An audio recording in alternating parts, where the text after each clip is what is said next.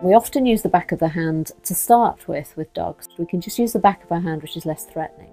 So you can just curve your hand a little bit and just use this part of your hand and do touches on much the same way as you would do. So it's a circle and a quarter, but with the back of your hand. And that one's called the Llama, and we use that quite a lot as an introduction.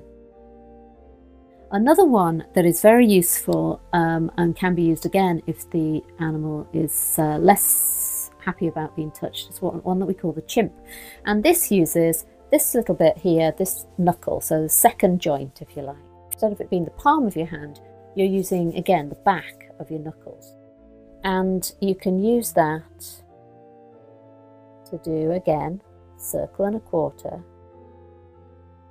exactly the same way as you would with the clouded leopard, but you're doing it with this part of your hand.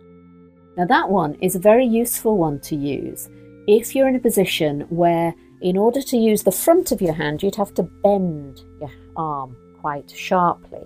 So if your dog was here and I was here, then I'd be like this if I was trying to do the clouded leopard. And that puts a big angle here, means that I can only move from my fingers rather than my whole wrist and arm, and so I'm going to have tension.